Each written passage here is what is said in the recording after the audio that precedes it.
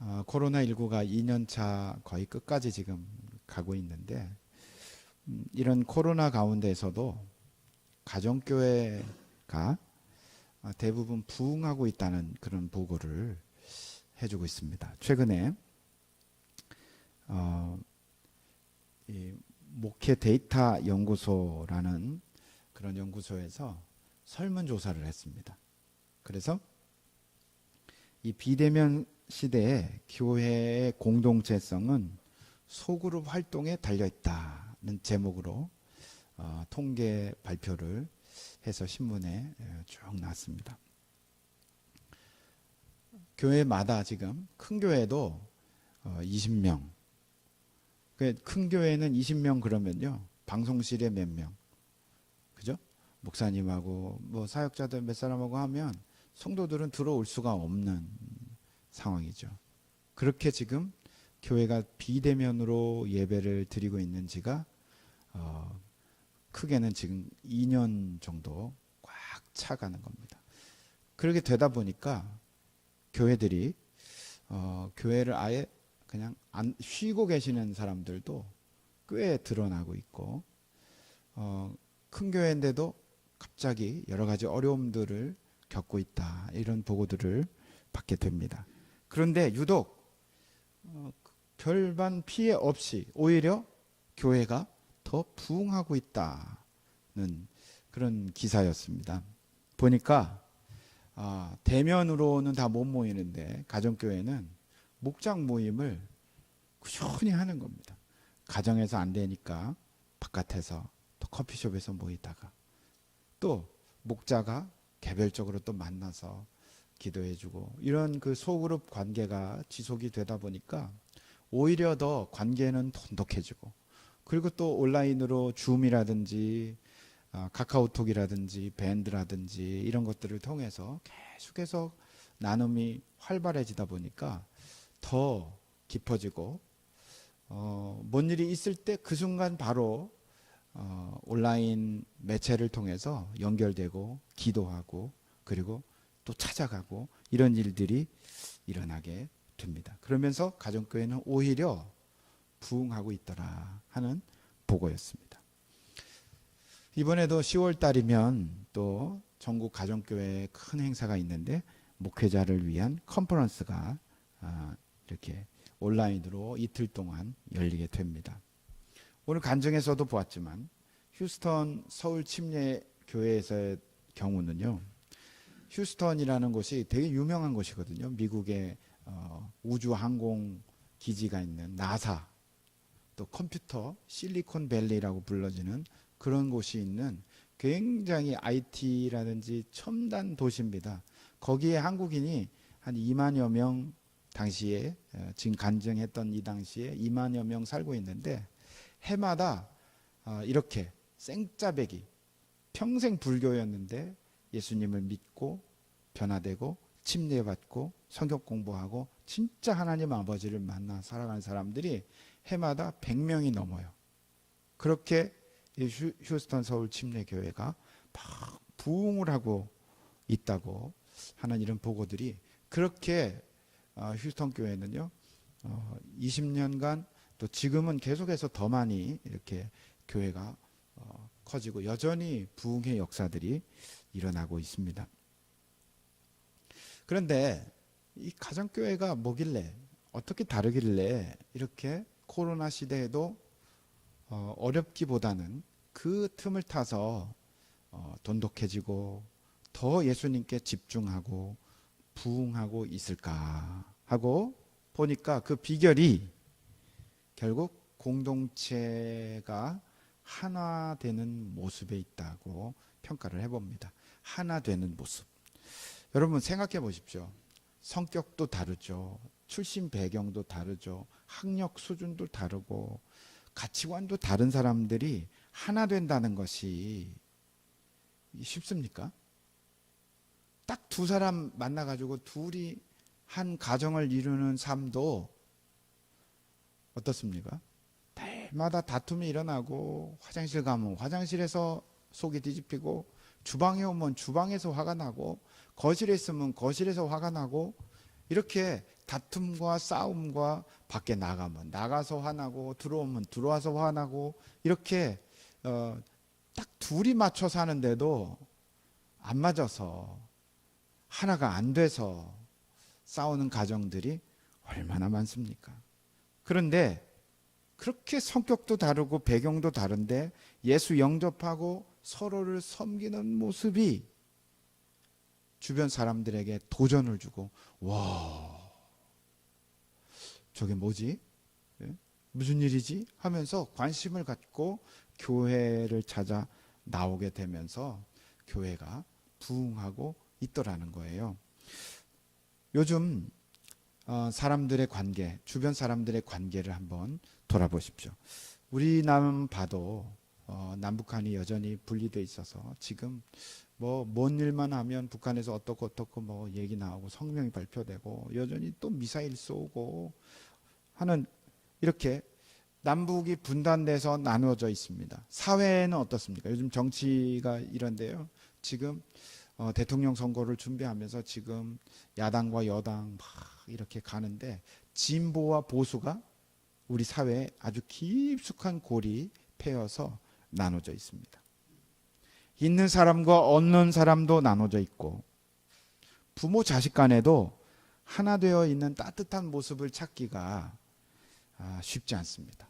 부부가 화목하고 행복한 모습도 찾기가 쉽지 않습니다. 그래서 우리 마음에는요, 언제나 이 하나됨, 둘이 하나 되는 이런 그 모습에 대한 강력한 욕구가 우리 안에 늘 있습니다. 우리가 하나 돼서 한번 우리가 합심해서 이 가정을 한번 살려보자. 이 어려움을 한번 극복해보자. 이 회사를 한번 살려보자. 이 나라를 한번 살려보자. 이런 강력한 욕구들이 우리 안에 있습니다. 우리가 한마음이 돼서 그렇게 만들어 보자고 하지만 실제로는 어떻습니까? 그렇게 하나 되고 싶은데 막상 만나가지고 같이 있으면요, 속이 뒤집히고 에이 젠장 이렇게 화가 나가지고 그냥 안 보고 무시하고 돌아서 버리고, 그렇게 할 수밖에 없는 상황들이 우리의 모습입니다. 오늘 사도 바울은요, 우리가 어떻게 하면 하나 될 수 있을까에 대한 방법을 오늘 본문에서 깊이 말하고 있습니다. 사도 바울은요, 교회라는 배경 가운데 어떻게 하나 될 수 있을까 하는 것을 말하는데, 교회라는 배경 속에서 말하지만 이 원칙과 원리가 사회에도 인간 관계 속에서도 너무나도 좋은 적용이 될 만한 이야기를 오늘 본문에서 말하고 있습니다. 우리가 하나 되기 위해서 어떻게 해야 될지 사도 바울은 뭐라고 말하고 있을까요? 크게 네 가지를 권면하고 있습니다. 첫 번째, 우리에게 지혜가 필요한데 어떤 지혜냐면 본질적인 것과 비본질적인 것이 뭔지를 알아라고 말하는 겁니다. 로마 교회에도요, 하나 되기가 아주 어려운 환경이 로마에 있는 교회 안에 있었습니다. 왜냐하면 교인들이요, 크게 둘로 갈라져 있어요. 한 그룹은요, 유대인으로서 예수를 하나님으로 믿는 사람들이 로마 교회 안에 와 있습니다. 또 한 그룹은요, 이방인이에요. 주로 헬라, 그리스의 문화에 속해 있는 이방인인데 예수님을 믿게 되면서 교회 안에 같이 나와 있습니다. 마치 여기 보십시오. 여기 나와서 한 자리에 앉아 있는데 한 그룹은 유대인이고 한 그룹은 이방인이에요. 그런데 이들의 신앙 스타일이 너무나 차이가 나는 거예요. 유대인들은 어떻습니까? 우리가 몇 번 소개하고 말씀드렸다시피 유대인들은요, 태어나자마자부터 기본적으로 율법 안에서 삶이기 때문에 제일 크게는 가장 작으면서도 가장 영향이 있는 건요, 먹는 거거든요. 유대인들은 굽이 갈라져 있고 되새김질을 안 하는 거, 예를 들면 대표적으로 돼지고기를 안 먹습니다. 돼지를 안 먹어요. 물고기도 안 먹습니다. 우리나라 사람들이 이스라엘에 가서 지금도 요단강에 깊거든요. 거기에 이 향어가 막 이따만한 향어가 그냥 아무도 안 잡아요. 한국 사람들이 가가지고 다 잡아요. 왜요? 비늘이 없는 고기는 안 먹거든요. 예. 그러니까 막 이만한 고기를 민물에 가가지고 잡아다가 향어 회를 먹고 뭐 별걸 다 해먹는데 안 잡아요. 안 잡아. 그러다 보니까 들판에 가면요 들깨들이 많고 또 한국 사람들이 가서 또 들깨를 잡아서 보신탕을 해먹고 그렇게 예? 한국 사람들이 가서 먹을 게 천진 거예요. 그런데 유대인들은 안 먹습니다. 그걸 안 먹고 부정한 음식과 정결한 음식을 구별하다 보니까 너무나 그런 게 신앙생활이 독특해요. 그 교회 안에 그런 그룹이 있다고 생각해 보세요. 근데 또 반대로 이방인들이 더 많아. 이 사람들은요 음식을 구별하는 게 있습니까? 뭐 정결 의식이라든지 부정하다든지 개념이 한 개도 없어요. 1도 없어요. 그러다 보니까 같이 교회 안에 있으니 밥을 먹어도 싸우고 안 맞아요. 안 맞아. 네? 음식을 했다고 했는데 뭐 여기저기 돼지고기 없이는 뭐 음식도 안 되고 그러니까 유대인들은요 먹을 수도 없고 이 갈등이 로마 교회 안에 있는 거예요. 그러니까 이들이 갑자기 예수님을 믿게 되었다고 유대인들이 안 먹던 돼지고기를 그냥 마구마구 먹으면 아 맛있다 이러겠습니까? 그렇지 않고 여전히 거기에다 또 하나 큰 게 안식일의 습관이 있어가지고요. 안식일의 습관을 버리기가 너무 어려워요. 유대인들이 두 가지 큰 특징이고 음식 구별하고 안식일 지키고. 근데 이방인들을 여기에 비하면요 개념이 하나도 없습니다. 서로를 볼 때 얼마나 이상한 사람들입니까? 너는 어떻게 이렇게 사냐? 반대로 아니 너는 그러는 너는 둘이 같이 살 수가 없는 거예요. 그래서 여차하면요 두 교회가 나눠질 판이에요. 유대인들만의 교회, 이방인들만의 교회. 그런데 희한하게 교회 안에 그 두 그룹이 같이 예수님을 믿고 들어와 있어요. 오늘 본문 말씀에서 그 배경을 꿰뚫어서 오늘 사도 바울은 이야기하고 있는 것이 뭐냐? 본질적인 것이 아니면 그냥 넘어가 줘라. 그래서 죽고 사는 문제가 아니면 따라합시다. 죽고 사는 문제가 아니면 그냥 넘어가자. 네, 그런 이야기가 있는 겁니다. 본질적인 문제냐 비본질이냐. 많은 경우에 하나 되지 못하는 것이 중요한 문제가 아니고 비본질적인 문제 때문에 싸움이 납니다. 사소한 것 때문에. 어떤 미국 교회인데요. 교회가 부흥하면서 교회를 다시 재건축하고 막 이럽니다. 리모델링하고 강단도 다시 꾸미고. 그래서 어떤 교인이 그랜드 피아노를 헌금을 했어요. 그래서 그랜드 피아노가 들어왔는데 한 장로님이 이 그랜드 피아노를 우리 강단 위에다 둡시다. 무대 위에다 둡시다.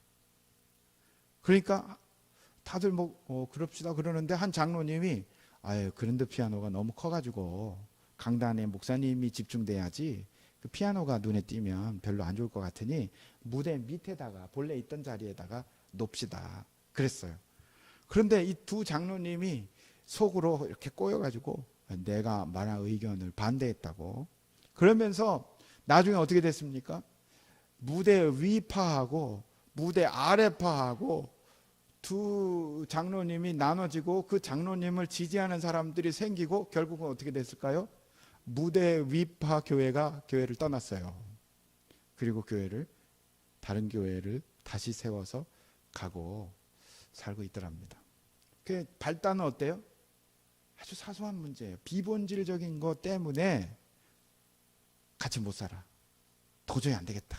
그리고 갈라서 버리는 이런 일들이 있었던 겁니다. 본질적인 문제가 아니잖아요. 그게 본질입니까? 피아노가 위에 있든 아래에 있든 무슨 상관입니까 도대체. 그런데 우리가 거기에 얽혀 있다 보면요 부부 사이에도 별거 아닌데 남편이 화장실 가가지고 치약 뚜껑을 쓰고 안 닫아 놓은 게 그게 뭐가 그렇게 중요하다고 그거 가서 나중에 본 사람이 닫아주면 될 것을 볼 때마다 지적하고 볼 때마다 불러다 세워가지고 왜 이렇게 하냐고. 하면서 못 사는 거예요. 못 살아 그냥. 예? 그래가지고 결국 싸움이 커져가지고 집안 싸움이 되고, 그리고는 그냥 보기만 하면 잡아먹을 듯 하면서 지적하고 하다가 결국 둘이 못 사는 거예요. 가정에서도 마찬가지입니다. 청소년과 부모가 갈등해서 옷 스타일도 마음에 안 들고 헤어스타일도 마음에 안, 너는 왜 이렇게 하냐 그러고 막. 근데 그게 본질적인 겁니까? 비본질적인 겁니까? 우리가 착각하는 것이 비본질적인 것 때문에 감정이 상하고 자꾸 마음이 상하니까 이 본질적인 것에 가지도 전에 이슈를 삼고 마음이 상하고 넘어지고 싸우고 마음이 안 좋습니다. 사소한 것을 가지고 짚고 넘어가기 시작하면요, 관계가 깨어져 버립니다. 소탐대실이라는 말이 있습니다. 작은 것을 얘기하다가 큰 것을 놓쳐버리는 거예요. 본질적인 것이 더 중요한데, 본질적인 것을 이렇게 소유해야 우리가 그것을 붙잡아야 비본질적인 것은요 안 됩니다. 우리 방송실 영상 송출 한번 확인해 보세요.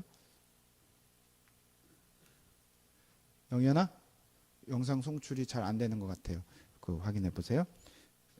그리고 자녀들의 시간적인 활용이라든지 여러 가지 비본질적인 것 때문에 이렇게 갈등하고 이러면서 관계가 어떻게 됩니까?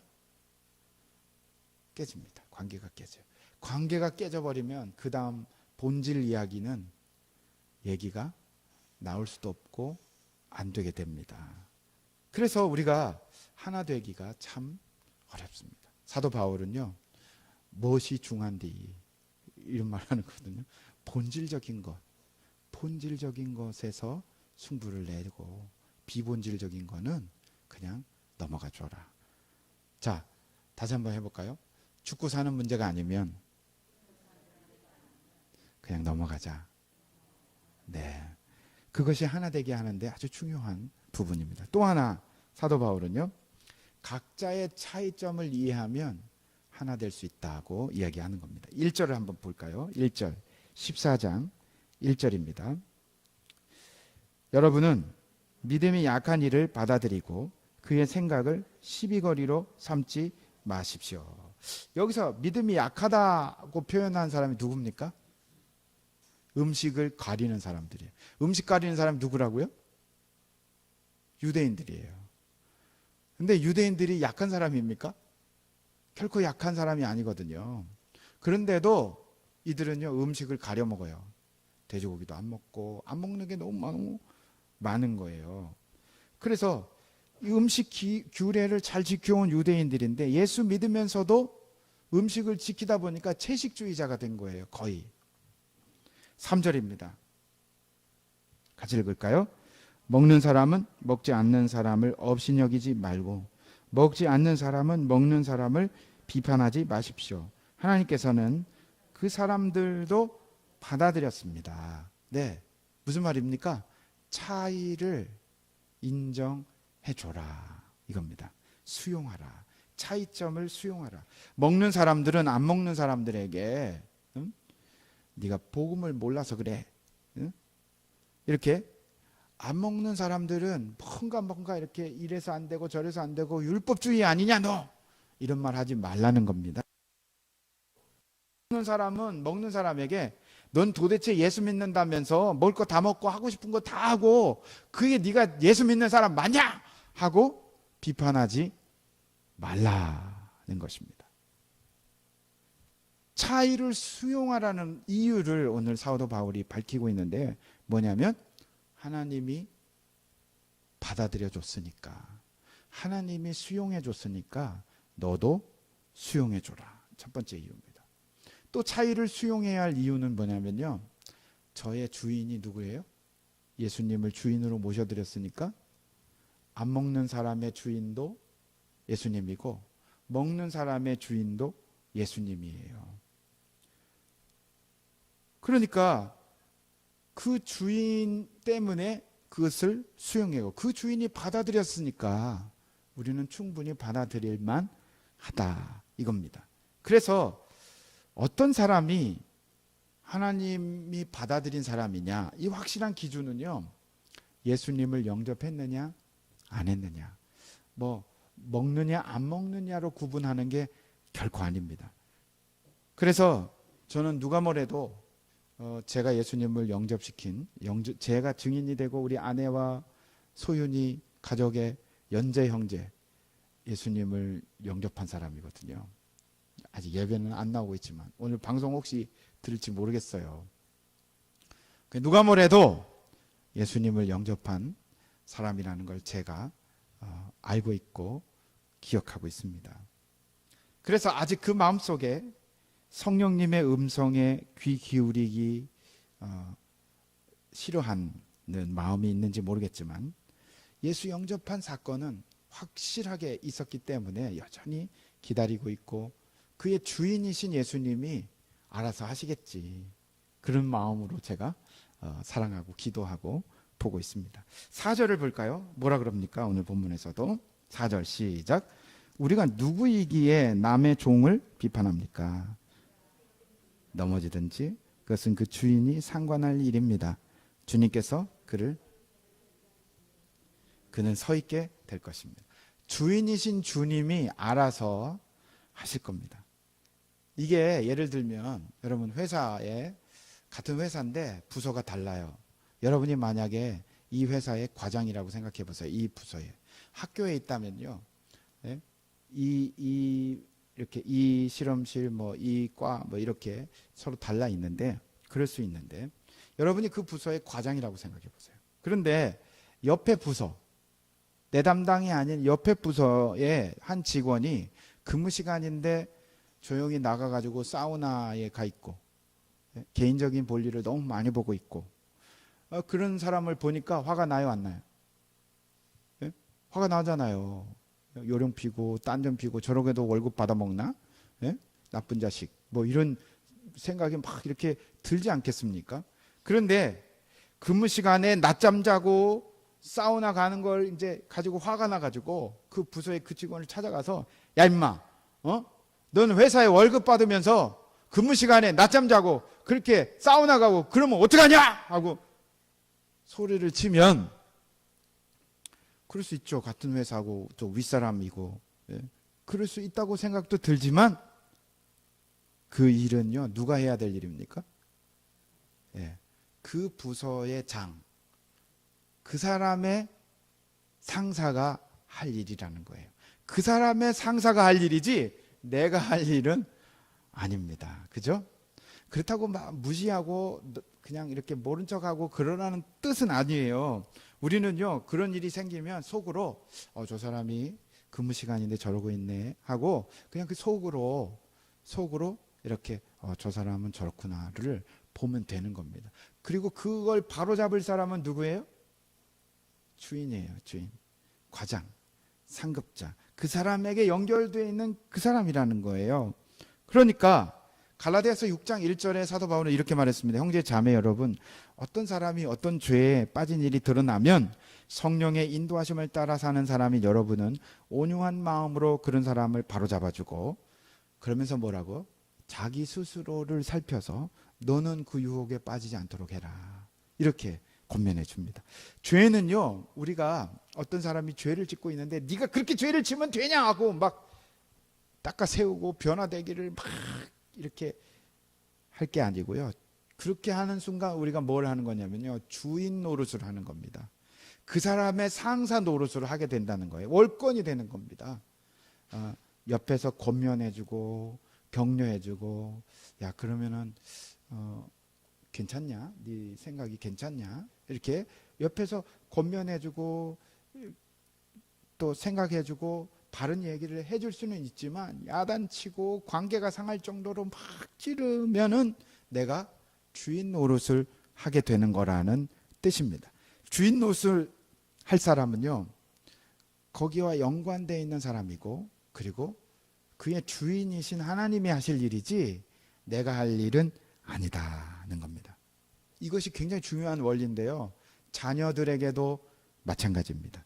자녀들은 물론 내 남편에게도 내 아내에게도 마찬가지입니다. 소유가 소유권이 누구에게 있습니까? 자녀에 대한 소유권이 누구에게 있습니까?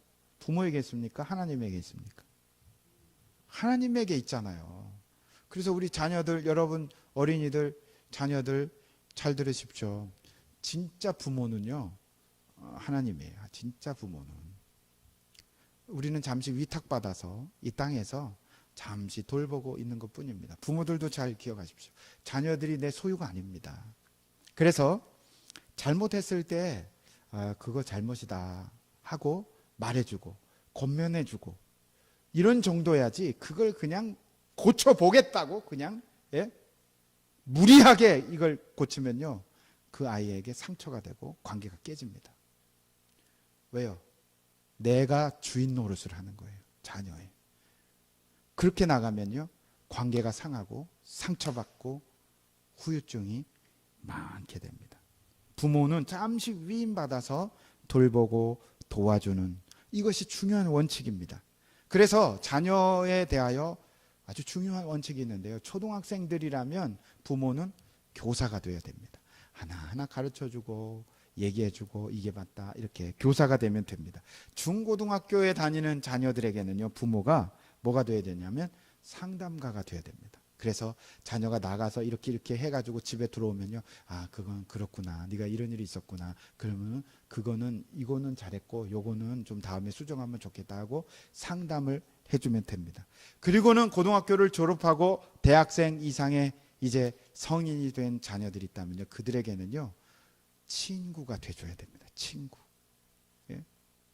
이 성인이 됐는데 대학교 들어가고 직장도 다니고 결혼도 했고 성인이 됐는데도 여전히 그냥 내 자식처럼 막 이렇게 해다가는요 안 되거든요. 그냥 친구가 돼줘야 합니다. 힘들었구나. 그 친구는 어떻습니까? 힘들다 하면 같이 밥 먹어주고 이야기 들어주고 얼마나 힘드냐, 힘내라. 그러니까 친구가 되어주는 이런 것이 아주 중요한 원칙입니다. 우리는요, 위임받아서 키우고 돌보는 정도면 하면 됩니다. 자녀를 바꾸는 거는요, 책임자인 하나님이 바꾸실 겁니다. 동의하십니까? 네. 주인이신 주님께서 하실 일입니다.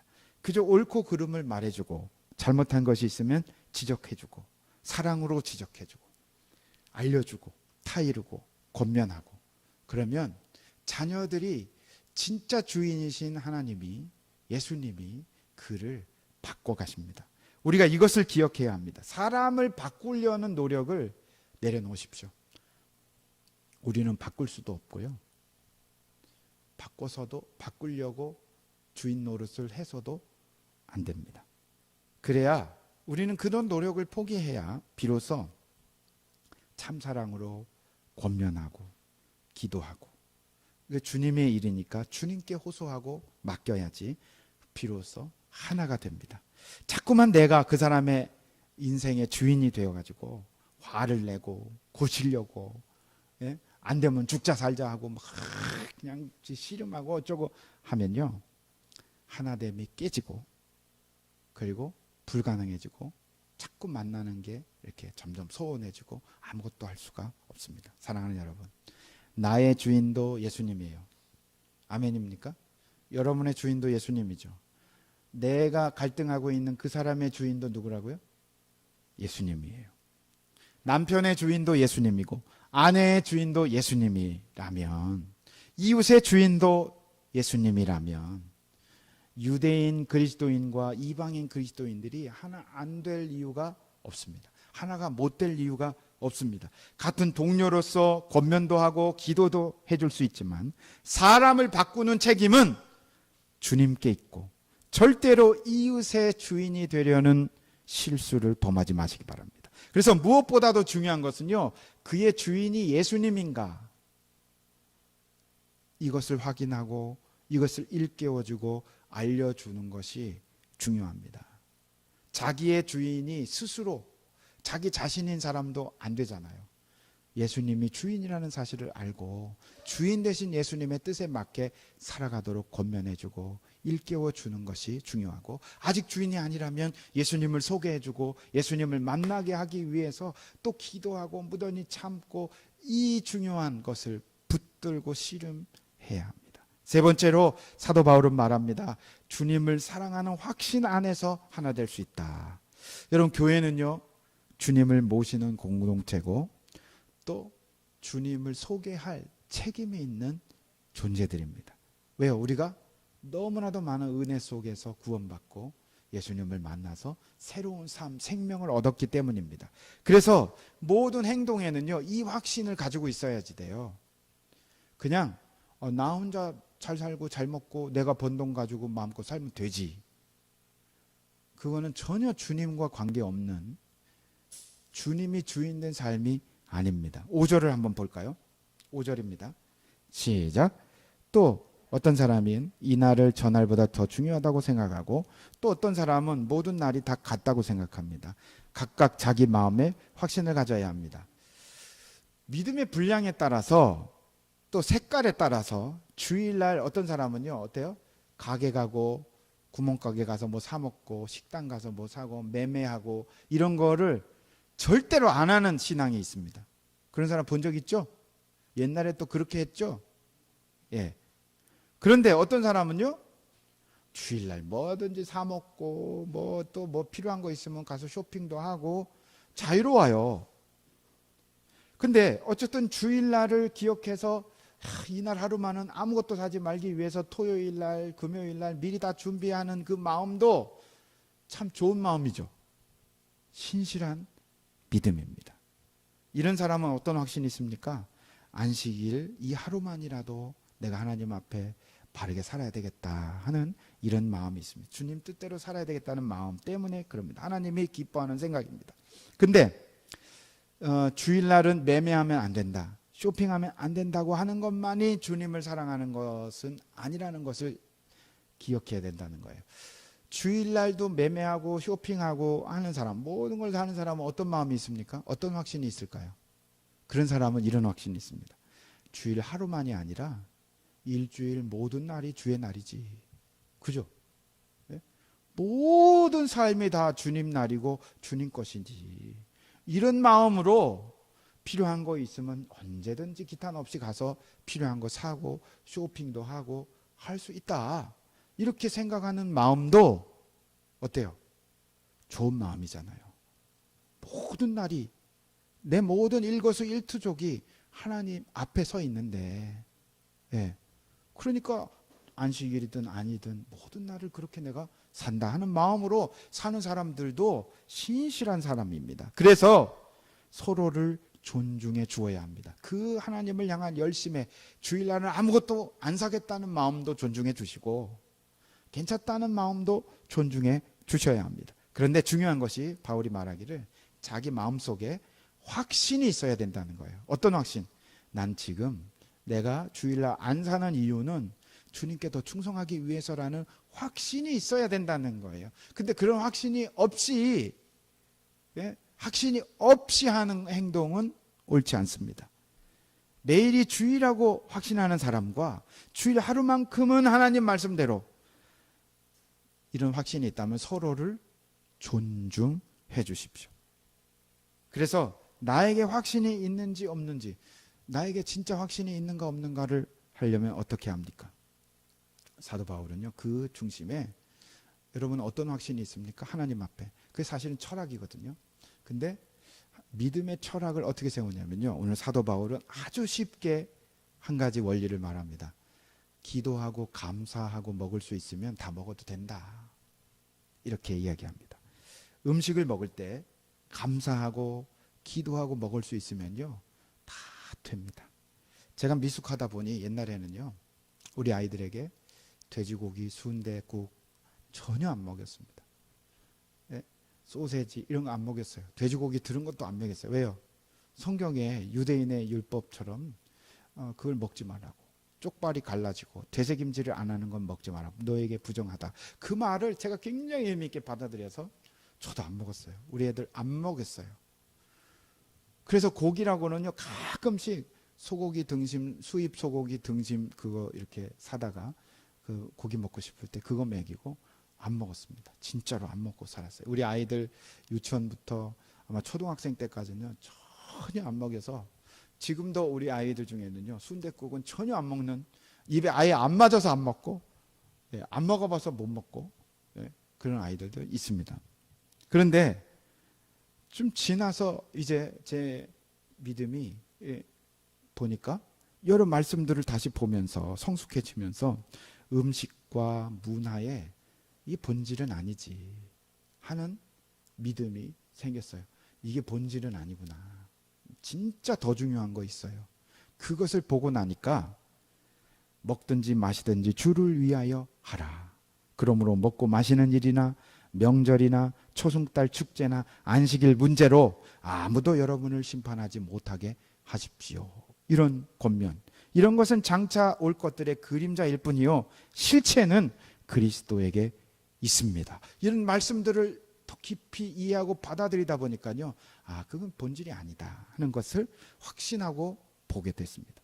그래서요, 지금은 저는 순댓국도 먹고 또 대접하면 뭐 돼지고기 즐겨 먹잖아요. 그런데 안 먹는 사람들의 마음도 제가 아니까 그를 존중할 수 있을 것 같아요. 그렇습니까? 하고 존중하고, 자유로운 사람도 서로 존중할 수 있어야 합니다. 그런데 그 중심에 6절 말씀 볼까요? 6절 시작. 어떤 나를 더 중중히 여기는 사람도 주님을 위하여 그렇게 하는 것이요 먹는 사람도 주님을 위하여 먹으면 먹을 때 하나님께 감사를 드립니다. 그리고 먹지 않는 사람도 주님을 위하여 먹지 않으며 또한 하나님께 감사를 드림. 공통점이 뭐예요? 감사드리고 먹을 수 있으면 되는 겁니다. 그리고 또 하나 여기서 응용해 보면요, 7절 볼까요? 시작. 우리 가운데는 자기만을 위하여 사는 사람도 없고 자기만을 위하여 죽는 사람도 없습니다. 무슨 말이냐면요, 내가 먹는 이것이, 내가 하는 이 일이 주님 사역에 도움이 되느냐 안 되느냐를 따지라는 겁니다. 그래서 8절, 우리는 살아도 주님을 위하여 살고 죽어도 주님을 위하여 죽습니다. 그러므로 우리는 살든지 죽든지 주님의 것입니다. 그리스도께서 죽으셨다가 살아나신 것은 죽은 사람에게도 산 사람에게도 다 주님이 되시려는 것이었습니다. 무슨 말입니까? 예수님이 나의 주인이고 우리는 어떤 목적을 위해서 부름받았다는 거예요. 주님을 섬기는 것이 목적입니다. 그래서 어떤 먹는 것 등이 이것이 이 먹는 게 죄다, 그런 것 사실 많지 않습니다. 세상에서 먹는 일, 마시는 일 자체가 죄인 것이 몇 개 없습니다. 마약을 먹는다든지, 그런 걸 막 즐겨 먹고 다니고 본드를 분다든지, 그러면 이게 죄가 되고 악할 수 있죠. 그런데 먹는 것들이 죄가 될 수 없습니다. 중국에 가면요, 별걸 다 먹습니다. 별걸, 그죠? 거미도 잡아먹고, 그냥 별걸 다 먹어요. 별거를. 군뱅이도 그냥 이렇게 마서 팔고, 뱀도 잡아먹고, 별게 다 그냥 이렇게 중국 시장에 가면 우리가 못 먹을 게 너무 많고, 동남아에 가면요 진짜 끔찍합니다. 선교사님들이 가면요 거미부터 먹인대. 거미튀김. 끔찍하잖아요. 그거 먹겠습니까? 그런데도 그들 문화가 그것이 음식이니까 그거 먹는 것부터, 살아있는 군뱅이를, 이렇게 꿈틀꿈틀하는 이런 군뱅이를 그걸 먹어요. 단백질이라고. 그런 민족에 가면요 어떻게 해요? 먹어야죠. 어떻게 해요? 그거 막 먹고 토하고 그러면서 선교사들이 그 일을 하는 거예요. 그런데 먹는 일 자체가 죄인 것이 그렇게 많지 않아요. 그냥 중요한 건요 뭐냐면, 내가 이것을 하는 것이 주인이신 예수님 앞에 도움이 될까, 주님이 나를 부르신 일에 도움이 되나 안 되나를 살펴서 그것을 하고 안 하고 하라는 것입니다. 죄라서가 아니라 이런 차원에서, 율법적인 차원이 아니라 주님이 나를 부르신 목적에 이것이 도움이 되나 안 되나를 살피고 그 일에 따라서 하는 정도로 수준을 좀 높여야 합니다. 내가 이렇게 하는 것이 하나님께 도움이 되느냐, 하나님 부르신 부름 앞에 내가 올바른가, 이것을 봐야 합니다. 그래서 더 큰 틀을 놓고 봐야 합니다. 예수 믿고 천국 가는 것이 목적이죠. 그렇지만 이제 우리는요, 예수 믿고 천국 가는 정도가 그 기초잖아요. 뭐냐면 믿은 후에는요, 이 초보에서 넘어가서 주님이 나를 부르신 이유, 내가 살아있는 목적, 사명, 하나님의 소원을 보면서 이 어두운 세상에서 내가 어떤 일을 해야 될까 하는 그런 차원에서 내가 이 일을 해도 좋을지 아닐지를 보라는 거예요. 나 자신 위해서 마음껏 하고 싶은 대로 다 하는 게 중요한 게 아니고 주님을 위해서 내가 옳은가를 봐야 하나 될 수 있습니다.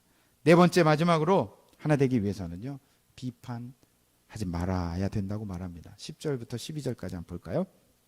시작. 그런데 어찌하여 그대는 형제나 자매를 비판합니까? 업신여깁니까? 우리는 모두 다 하나님의 심판대 앞에 서게 될 것입니다. 성경에는 이렇게 기록되어 있습니다. 주님께서 말씀하신다. 내가 살아있으니 모든 무릎이 내 앞에 꿇을 것이고 모든 입이 나 하나님을 찬양할 것이다. 그러므로 우리는 각각 자기 일을 하나님께서 하실 대로 아뢰어야 할 것입니다. 사도 바울은요, 여기서 비판하지 말라 그러는데 이거는 옳고 그름을 판단하지 말라 이런 뜻은 아닙니다. 옳고 그름은 우리가 판단해야죠. 저건 옳지 않은데, 예? 옆에 직원이 근무 시간에 딴 데가 있어도 저건 옳지 않은데 그거는 판단해야죠. 그런데 비판은 뭐냐면요, 내 생각으로 이렇다 저렇다는 당연히 판단해야 되지만 찾아가서 정죄를 한다든지 주인 노릇을 내가 바꿔버리겠다 하고 간다든지 그런 일을 하지 말라는 겁니다. 그건 누가 할 일이에요? 하나님이 하실 일입니다. 주인이 하실 일입니다. 우리는 하나님 앞에서요, 똑같이 재판을 받아야 될 사람들이라는 것을 알아야 합니다. 그래서 저놈은 나쁜 놈, 이런 낙인 찍는 일은 절대로 안 됩니다. 그 당시 옳지 않은 것을 이렇게 기억해 놓는 정도. 그래서 이런 비판을 삼가하고 나도 역시 심판받아야 될 사람인 것을 기억하면 하나 되는데 보탬이 됩니다. 여러분, 부부간에 하나 되지 못하는 일이 요즘 있습니까? 자녀와 하나 되지 못하는 요소가 있습니까?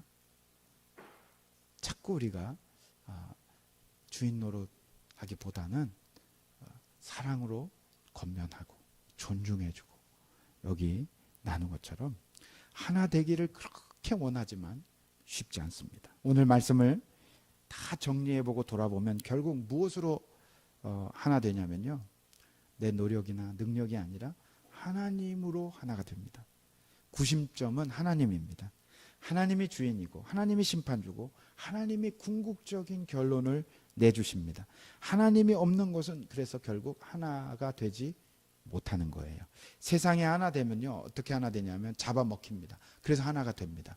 아주 힘세고 성질 더러운 사람이 말한 대로 다 돌아갑니다. 하나 되는 것 같습니다. 그런데 그건 진정으로 하나가 아니잖아요. 하나님이 주인 되어야 진정으로 하나 됩니다. 그저 권면하고 기도하고 기다리고 사랑으로 하나님이 주인 되심을 기다리고 있으면요, 하나님이 하시게 됩니다. 오늘 우리의 가정에서 자녀들과 부부 가운데 하나님이 하나 되게 하시는 일에 우리 자신을 내어 맡기고 나아가는 저와 여러분 되시기를 주의 이름으로 축원합니다. 기도하겠습니다. 하나님 아버지, 본질적인 것과 비본질적인 것이 뭔지 구분할 수 있는 지혜가 필요합니다. 하나님, 각자의 믿음의 색깔과 본질에 대한 차이점이 있음을 존중할 수 있도록 주시옵소서. 차이를 인정하고 하나님이 수용했고 예수님을 주인으로 모셔드렸다면 그것을 서로 존중할 수 있는 마음 주시옵소서. 또한 주님을 사랑하는 동기에서 발로 된 것이라면 감사하고 기도하고 먹을 수 있는 일에 감사함으로 통일시켜 주시고 예수님을 영접하는 것에 통일시켜 주시고 주님이 부르신 사명에 따라서 도움이 되는지 안 되는지에 따라 통일시켜 주시옵소서. 하나님, 우리가 하나 되기 위해서 낙인을 찍고 판단하는 것이 아니라 나도 역시 판단받아야 할 사람인 약한 사람임을 늘 돌아보며 하나 되어 갈 수 있도록 인도해 주시옵소서. 오늘 내가 적용하고 결단하고 주님 앞에 헌신해야 될 일이 무엇인지 깨닫게 하여 주신 대로 하나님 순종하며 걸어갈 수 있도록 인도해 주시옵소서. 예수님 이름으로 감사하며 기도하옵나이다. 아멘. 아멘. 함께 찬송합니다. 380